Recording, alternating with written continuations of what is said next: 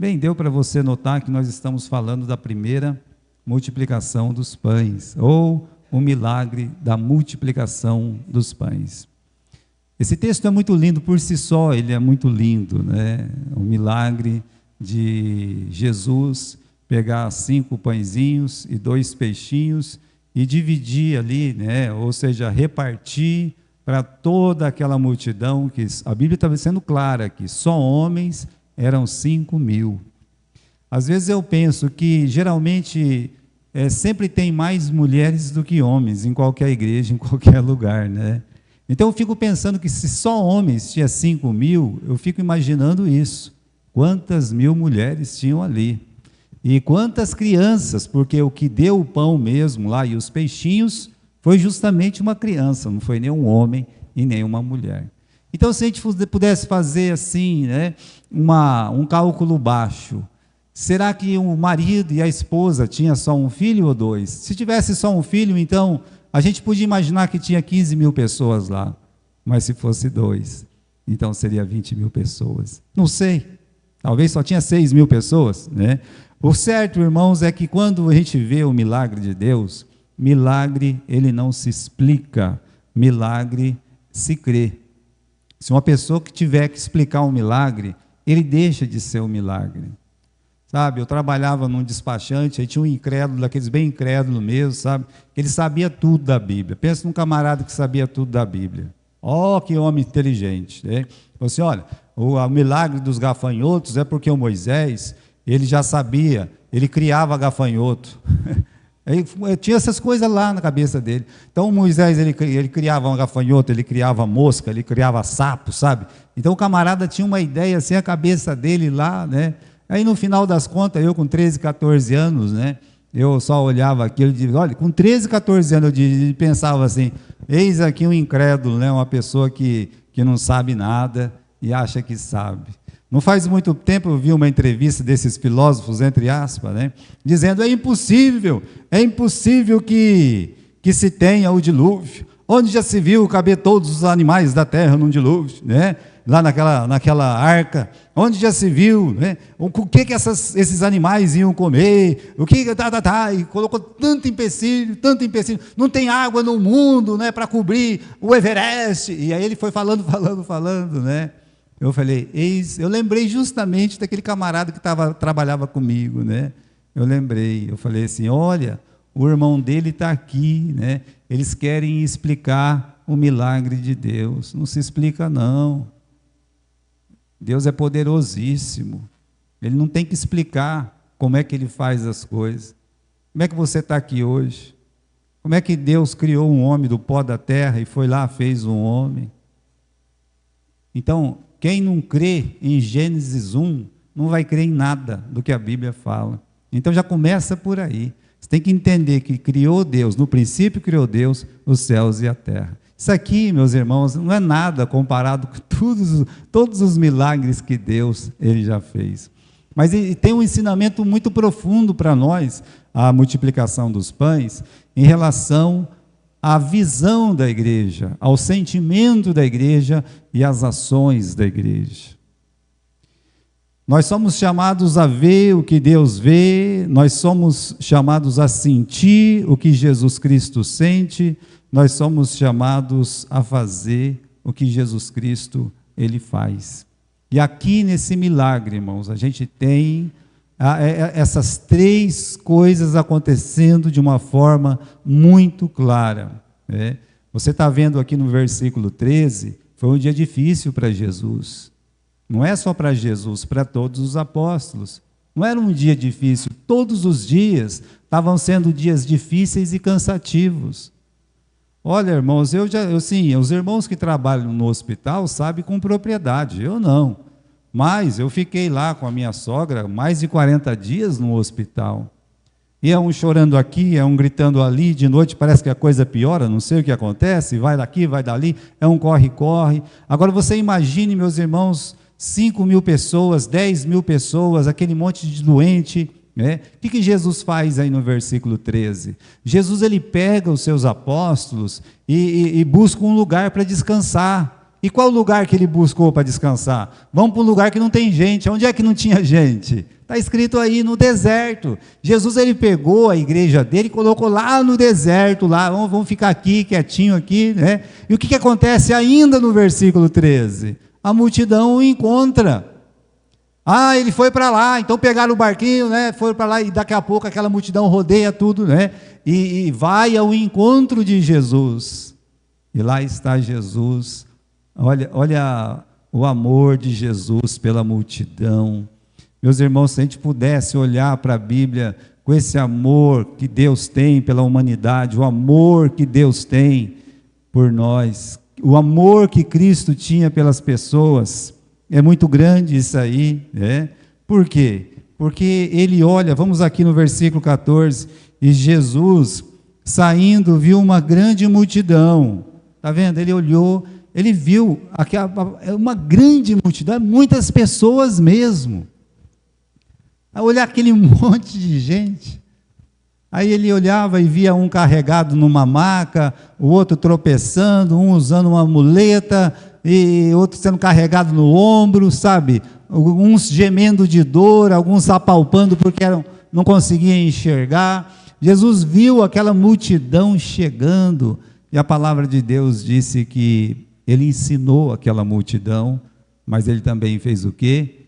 Ele curou os doentes daquela multidão, ou seja, aquele dia definitivamente não foi um dia de folga para Jesus, foi mais um dia de muito trabalho e de muita demonstração de amor, o amor que Deus ele tem pelos pecadores, é aquele amor profundo, sabe? Então você vê, Jesus ele sempre tinha tempo para as pessoas. As pessoas hoje parece que não tem tempo para nada, né? Dentro de casa não tem tempo para nada, fora de casa não tem tempo para nada, né? Por que não tem? Não tem, porque não sai do celular, não vai ter tempo, né? Mas você olha e vê o tempo que Jesus ele gasta com as pessoas, seja de dia, seja de tarde, seja de noite, né? De noite, quando ele estava lá, parecia um Nicodemos, e ele fazia o quê? Né?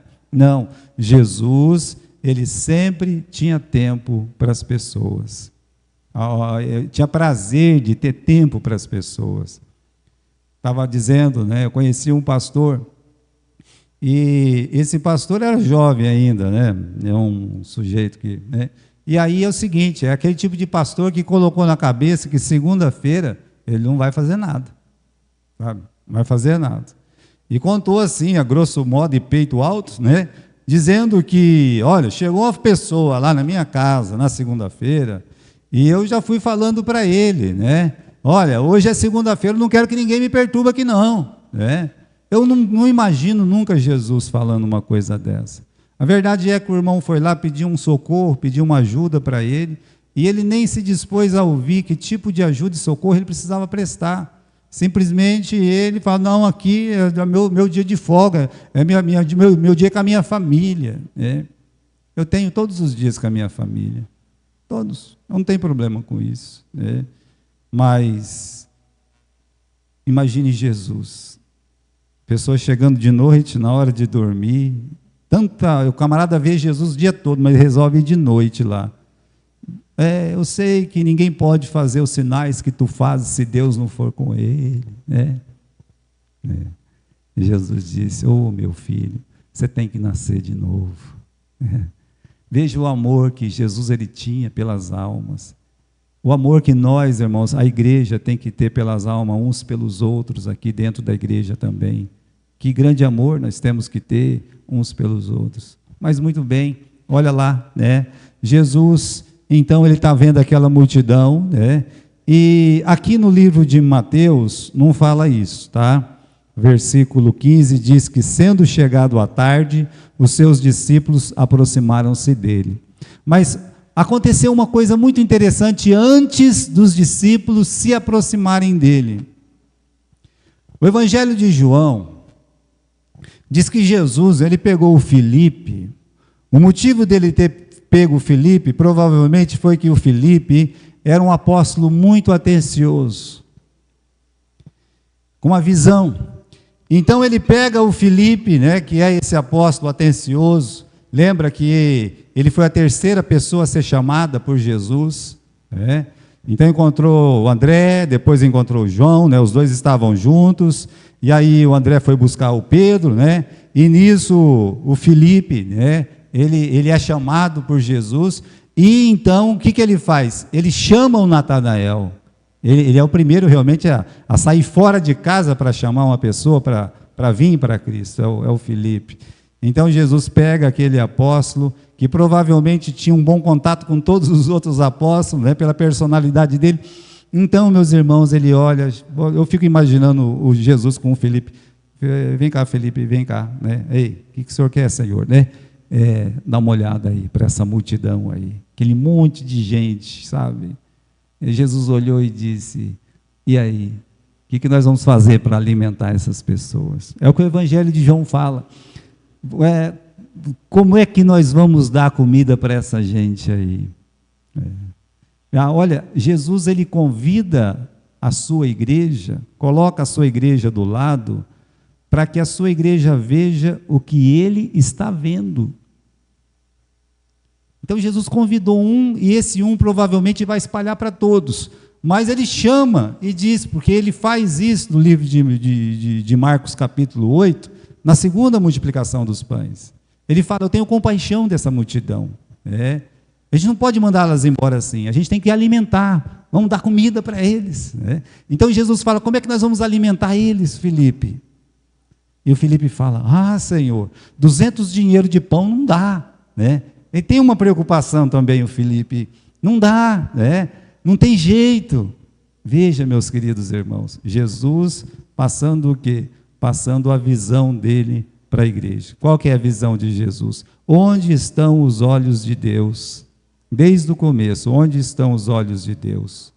Quando Deus desce no jardim, ele não fala: essa árvore está bonita, eu sei que tem muita gente que gosta de árvore, de planta, eu também gosto. Esse cachorrinho tá bonitinho, esse gatinho, eu também gosto do meu cachorro. Eu não tenho gato, mas a minha irmã tem, se vocês quiserem, ela deve ter uns 30 gatos, se alguém quiser um, Então, imagine, eu estou falando de brincadeira, mentira, Sônia, Sandra? A Sandra sabe, Ela tem um gatinho lá, O capeta está passando na rua, tem gato voando para tudo quanto é assim, não é brincadeira, minha irmã, não. E eu digo para vocês, Deus não desceu lá, a planta, o gato, o cachorro. Vocês lembram da pergunta que Deus faz quando ele desce no jardim? O que ele fala? Adão, onde você está? A preocupação de Deus é sempre o homem. Quando ele desce de novo, meus irmãos, ele olha, ele vê aquela iniquidade do povo pré-diluviano ali, viu que a imaginação do seu coração era má continuamente. Então a preocupação de Deus sempre foi o homem. Quando eu falo homem, eu estou falando homem, mulher, criança, tá? Eu estou falando todas as pessoas deste mundo. A visão que Deus quer passar para nós desde o princípio é essa, é a necessidade humana. Então Jesus, ele chama o Felipe e pergunta para ele, como é que a gente tem que fazer? A gente, olha aí, esse pessoal está com fome, a gente vai ter que alimentar essas pessoas aí. Então, o que Deus vê é o que nós devemos ver, meus irmãos. Vamos ver a reação da igreja. Voltemos lá para Mateus capítulo 14, Aqui você tem a reação, que é a reação prática da igreja, As pessoas costumam ser bem práticas. Às vezes, praticidade é bom. Para a igreja tem que ter muito cuidado com isso, Querer resolver as coisas tudo de uma forma prática. As coisas não funcionam assim com a igreja. Chegar, a igreja só tem 4, 5 membros, vamos fechar a porta. É prático, É o que muitas igrejas fizeram no passado e têm feito hoje. Não tem aquela fé de dizer assim: olha, a igreja está vazia, tem bastante banco vazio. O que isso significa? A gente tem muito trabalho para fazer. Olha a diferença. Então, é simples ser prático, Então, a igreja aqui, ela foi prática. Olha o versículo 14, Jesus saindo, viu uma grande multidão, e possuído de íntima compaixão, curou os enfermos, E no versículo 15, e sendo chegada a tarde, os seus discípulos aproximaram-se dele, dizendo: o lugar é deserto, a hora é avançada, despede a multidão, para que vão pelas aldeias e comprem comida para si, né? Olha como é legal ser prático, né? Eles chegam em Jesus, talvez o Filipe foi lá e falou: ó, Jesus falou que a gente tem que ver, está na hora do pessoal comer aí, está chegando de tarde, de noite aí, o pessoal está com fome, né? Já aconteceu isso com você? Você está lá na sua casa, de repente chega parente na sua casa, você nem chamou, mas eles chegaram, né? E aí vai chegar a hora da janta, o que você tem que fazer? Você vai ter que fazer uma janta para ele, vai mandar a pessoa embora sem janta, né? Então você vai lá, vai fazer uma comida e tal, é assim que funciona, né? Então, meus irmãos, eles foram lá atrás de Jesus, e chegou a hora da janta, e eles estavam com fome, e Jesus então falou com Filipe provavelmente foi lá, e eles falaram: não, vamos resolver isso aí de uma forma prática, né? Senhor, olha aqui, né? Não sei se o senhor percebeu, mas nós estamos num deserto.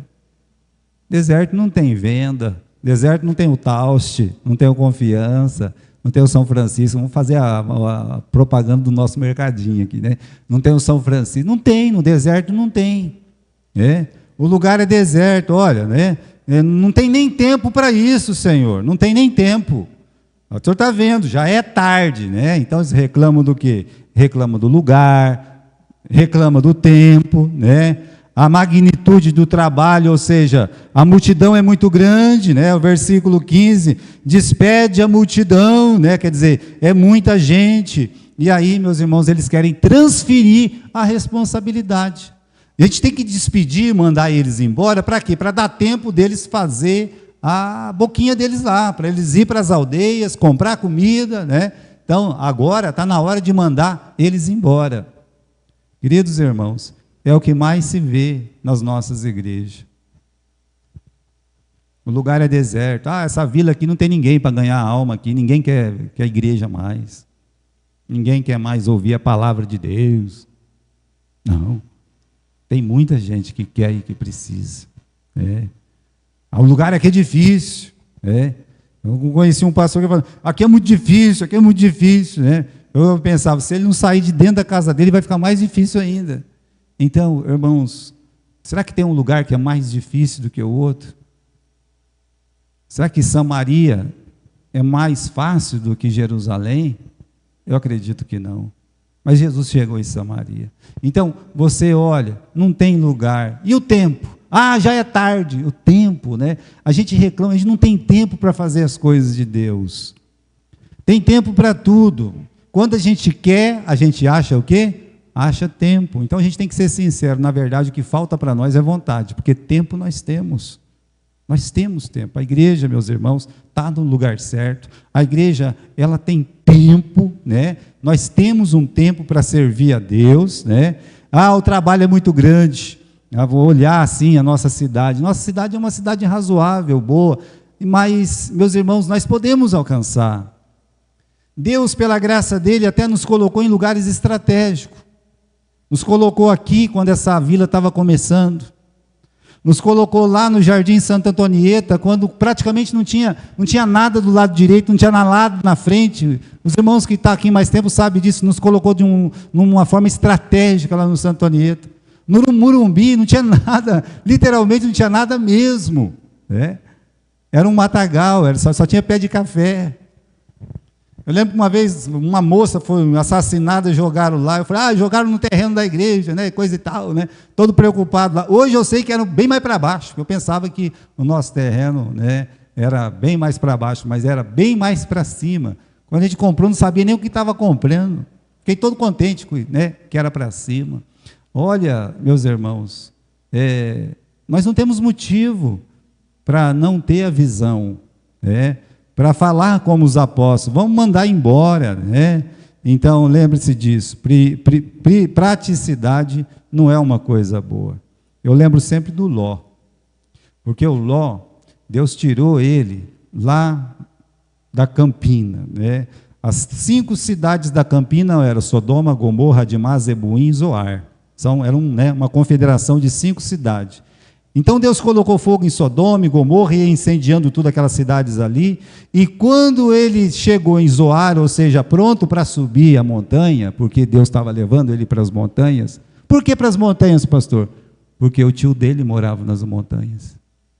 Ele falou assim, eu estou cansado, deixa eu ficar aqui mesmo, né? O anjo deixou ele lá. Mas foi bom para ele isso? Não foi bom para ele. Meus irmãos, então, às vezes, querer ser prático, às vezes é falta de fé, é falta de visão, e a gente tem que ter a visão de Deus, né? Olha que Jesus fala para eles aqui, no capítulo 14, no versículo 16, eu acho tão lindo esse versículo.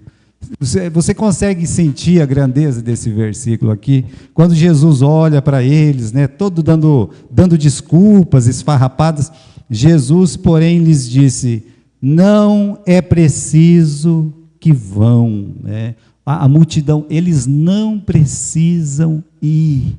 Já pensou se entrar na nossa mente, na nossa cabeça? As pessoas não precisam procurar outra igreja, pode ser a nossa, pode. Às vezes falta a gente acreditar, meus irmãos, na obra que Deus deu para nós fazer, que é grandiosa. Não precisam que vão, vocês não precisam mandar eles embora, não precisa, né? Então, quantas vezes nós vamos dizer isso para nós mesmos? Por quê? Aí está a resposta no versículo 16. Que carinho de Jesus com as pessoas. Não manda eles embora, não é preciso fazer isso.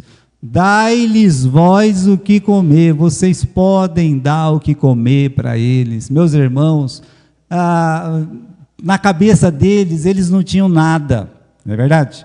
Às vezes na nossa mente, a gente acha que não tem nada para oferecer para os pecadores. Nós temos o quê? Nós temos Cristo.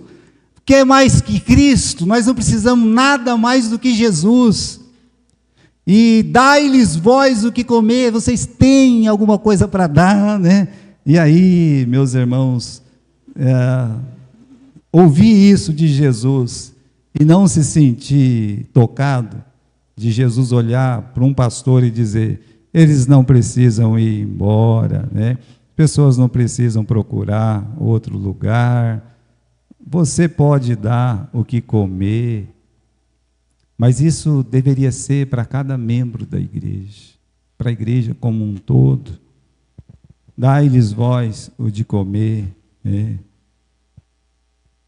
Meus irmãos, tem uma outra passagem lá no Evangelho de João, né, que Jesus fala, vai ver o que vocês têm para comer, vai lá, vai ver o que tem, né? Jesus, ele cita isso aí.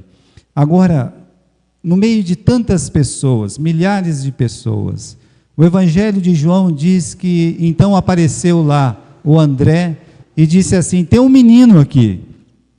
Isso não é contado no Evangelho de Mateus, mas é contado no Evangelho de João. Tem um menino aqui, e aí, né? Ele está com 5 pães e 2 peixinhos. Tantas pessoas, e só aquela criança, 5 pães e 2 peixinhos. E aí, então, meus irmãos, a pergunta que é feita no Evangelho de João é, mas o que é isso para tantos? Quase que nos faz lembrar o milagre do Eliseu, né?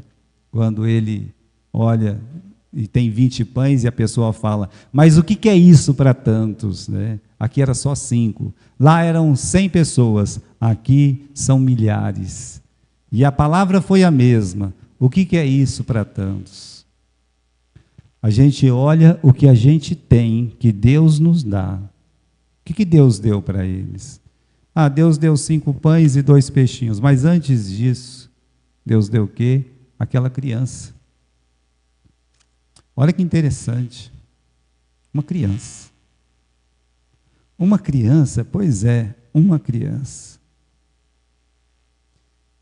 Deus colocou uma criança na mão deles, que tinha 5 pães, e aqueles 5 pães e os 2 peixinhos vai alimentar mais de 5.000 pessoas.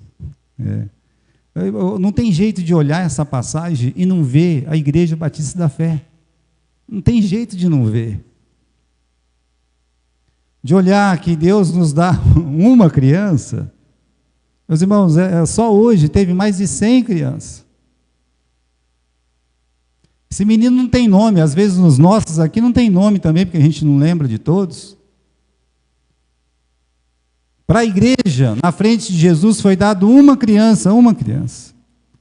E no caso, nós, quantos mais nós temos?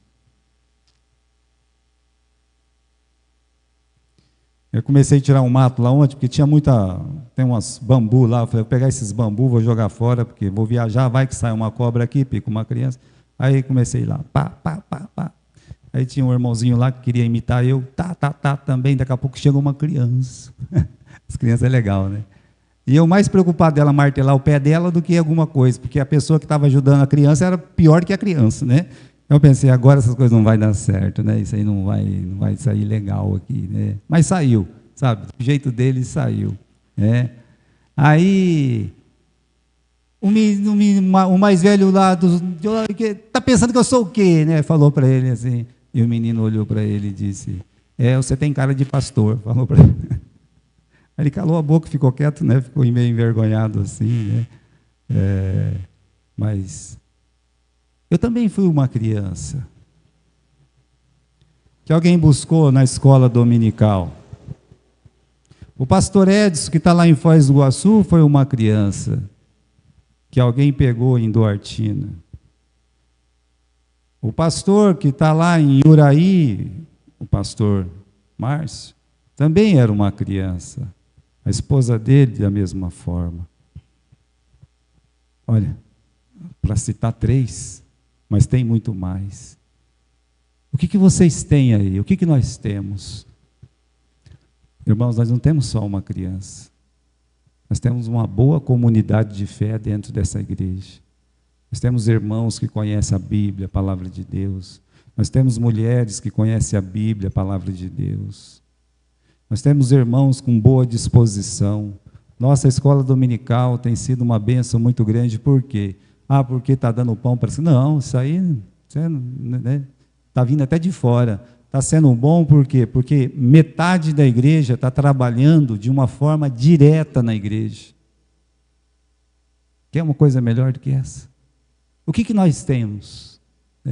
O que a igreja lá, os 12 apóstolos, o que eles tinham? Bem, chegou uma criança.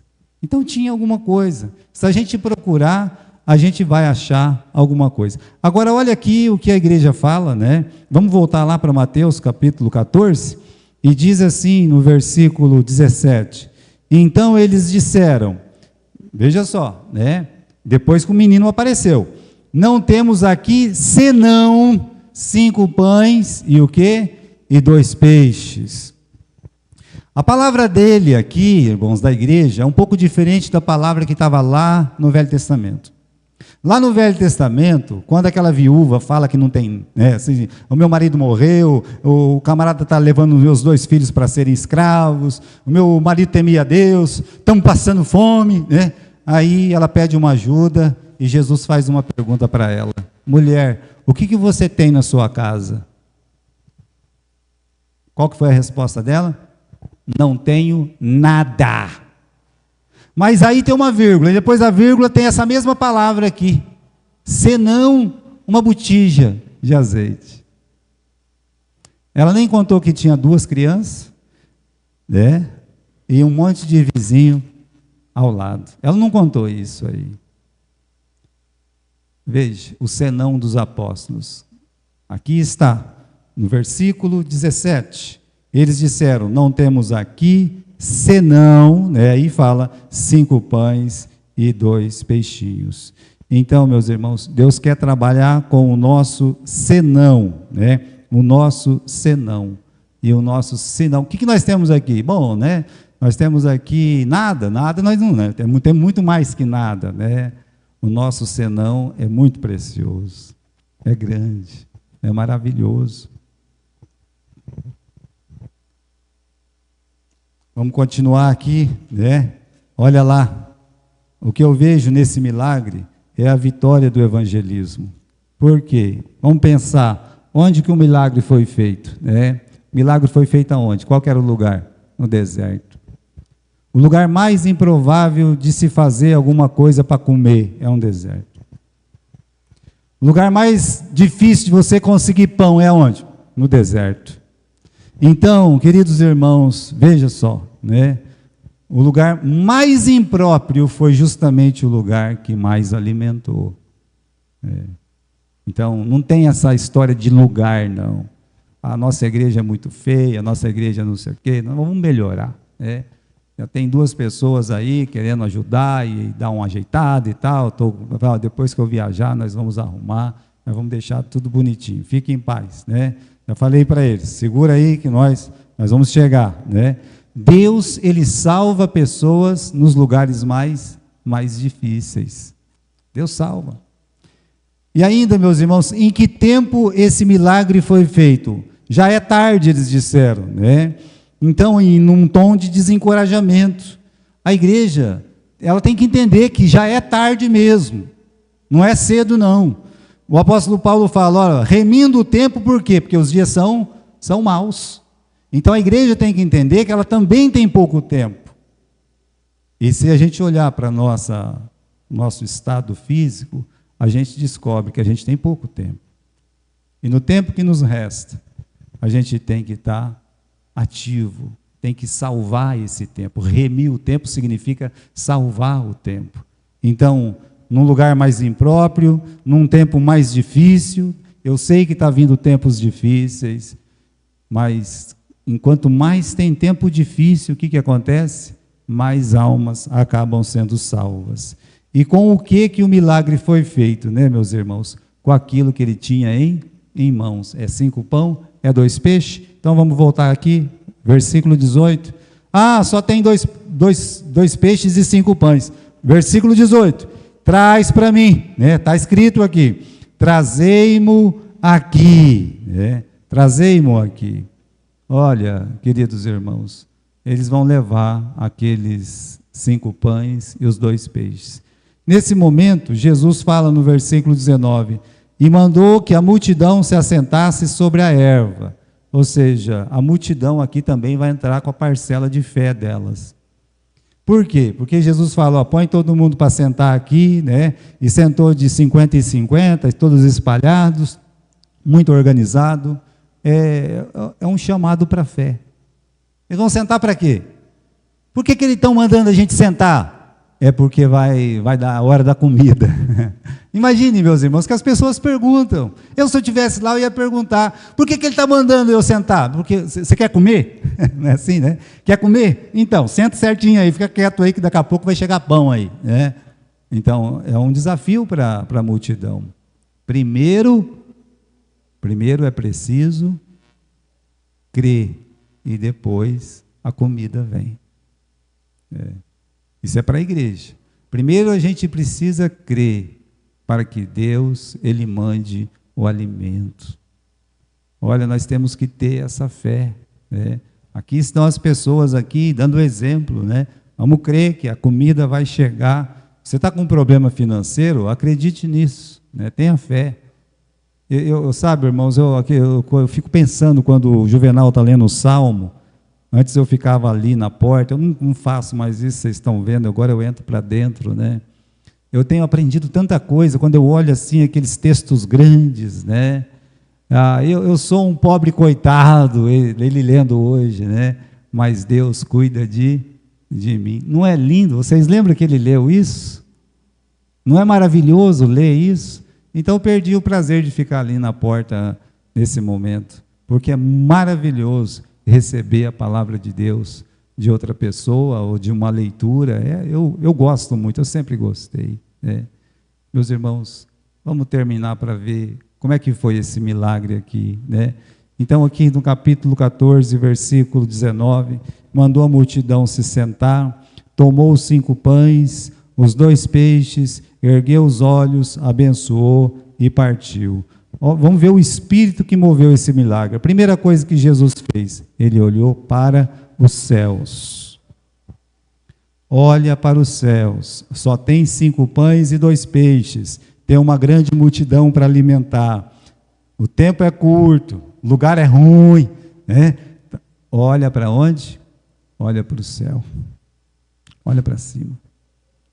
Se Jesus olhasse para os apóstolos, ia ver aquela cara de tacho deles lá, né? Se olhasse para a multidão, ia ver uma cara feia, porque quem está com fome está com cara feia, né?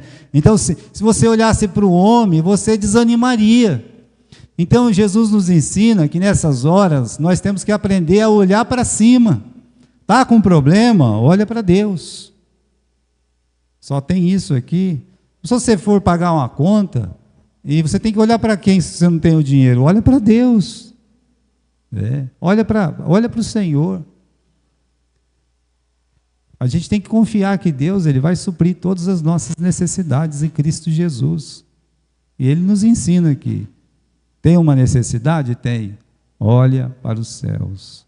O Evangelho de João, no capítulo 6, diz que depois que ele fez isso, Jesus agradeceu. Ele agradeceu. Seja uma pessoa grata. Não tem uma coisa mais triste nesse mundo que um espírito ingrato. Agora, uma pessoa grata, ela é muito amável, é lindo isso. Uma pessoa que agradece. Você ensinar os seus filhos a agradecer. Vamos agradecer a comida, vamos agradecer o pão. A pessoa faz alguma coisa para você, agradece aquela pessoa, muito obrigado, né?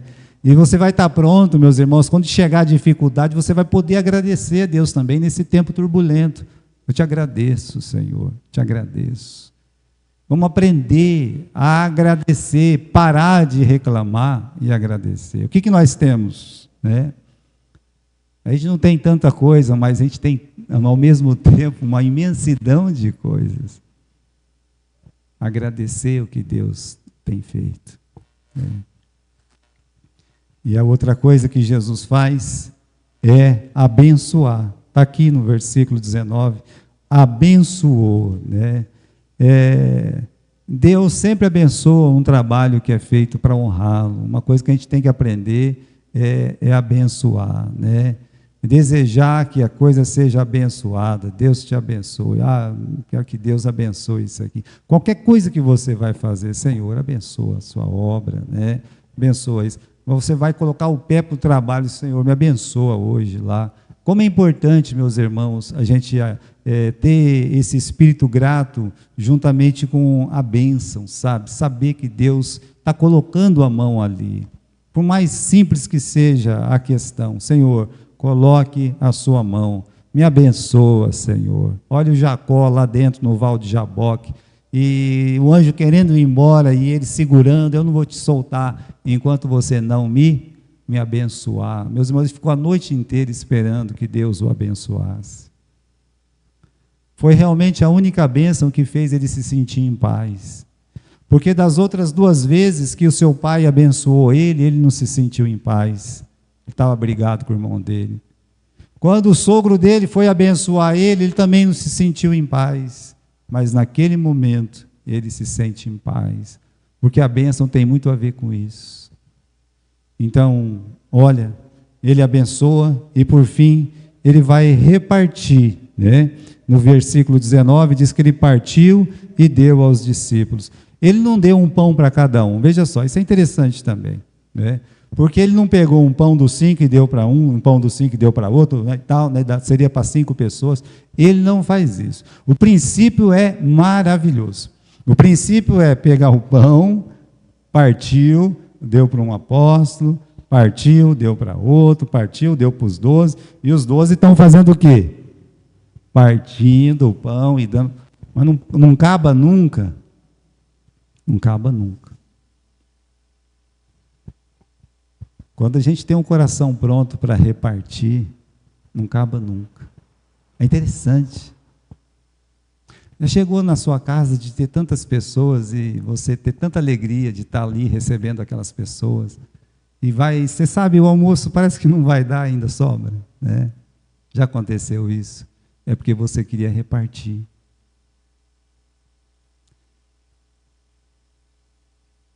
Agora, isso aqui, irmãos, é contado no Evangelho de João, capítulo 6. E no João, capítulo 6, Jesus diz que ele é o quê? O pão da vida. Olha, nós temos esse pão para repartir. A Igreja Batista da Fé tem o pão da vida para repartir. Tá? Um pedaço aqui, um pedaço ali e tal. Olha, é o pão, estou dando um pão para você, né? Se a gente tiver esse prazer, essa alegria de repartir o evangelho com outras pessoas, imagine, as pessoas às vezes estão esperando que você fale de Jesus para ela, que você convide ela uma vez na vida para vir na igreja, uma vez, só está esperando isso. Você gostaria de visitar a nossa igreja? O pessoal, já que você insiste, né? É assim, vai se sentir feliz. Meus irmãos, tem 3 coisas em Jesus aqui que é muito importante a gente notar. O primeiro é a sua visão. O segundo é o seu sentimento. O terceiro é a sua ação. Então Jesus, ele olha para as almas. A visão de Deus é sempre as almas. Se você olhar o versículo 14, diz que Jesus, ele sente uma íntima compaixão. Às vezes as pessoas veem, mas elas não sentem nada. Tem visão, mas não tem sentimento. O povo de Israel tinha uma visão de Canaã, porque Moisés mostrou Canaã para eles, mas eles não sentiam nada por Canaã, a primeira geração. Quando foi para escolher ir para Canaã e voltar para o Egito, o que eles escolheram? Voltar para o Egito, porque não amavam Canaã. A geração que seguiu, sim, amava Canaã. Às vezes precisa desse sentimento até pela igreja, o amor pela igreja. Então, repare, Jesus tem visão, Jesus tem um sentimento de compaixão. O que é isso? Compaixão. A palavra paixão quer dizer dor, sofrimento. Por isso que fala a paixão de Cristo. O que é isso? É o sofrimento de Jesus, como ele apanhou, foi preso e tal, e morreu na cruz. Isso é paixão, quer dizer, a dor de Jesus. Compaixão significa sentir a mesma dor. Ou seja, você olhar para uma pessoa sem salvação, saber que a ira de Deus está sobre aquela pessoa, e você sabe que aquela pessoa, se morresse hoje, ela iria para o inferno, então você sente aquela dor profunda. É o que Jesus sentia, sabe? Então, a igreja tem que ter esse sentimento. Lembra do apóstolo Paulo quando chegou em Atenas? Ele chegou em Atenas, ele olhou a cidade, estava cheia de ídolo, para todo quanto é lado, aquele monte de ídolo. E a Bíblia diz que dentro dele, ele foi comovido nas suas entranhas. Ele disse, eu estou sentindo uma tristeza pela perdição dessas almas. E aí, ele agiu como Jesus. Ele vê, ele sente e ele faz alguma coisa pelas almas. Ele vê a multidão sofrendo, ele vê a multidão com fome, ele vê a multidão sem salvação. Você consegue ver, mas você consegue sentir também. E por não ter um sentimento, que as pessoas não colocam a mão na massa. Quando a pessoa começa a sentir, é diferente, irmãos, quando você sente. E esse sentimento de querer que uma pessoa venha, que uma pessoa ouça o Evangelho, que ela creia em Cristo, a igreja tem que recobrar esse sentimento. E aí então, por fim, ela vai agir como Jesus. Ou como Paulo, né? Ele foi lá no Areópago e pregou lá, falou bastante, né? E algumas pessoas se converteram em Atenas. Veja, o que levava o apóstolo Paulo, além da ordem de Deus, a ir para tantos lugares, é o sentimento de amor pelas almas. Então, irmãos, que haja o mesmo sentimento em nós que houve em Cristo Jesus, como diz Filipenses capítulo 2, que a igreja possa, nesse ano de 2025, olhar, enxergar, ter a visão que Jesus tinha, a visão das almas, que possa ter o sentimento de compaixão pelas almas e que possa alimentar as almas, dar o pão da vida, que é o nosso Senhor Jesus Cristo. Amém?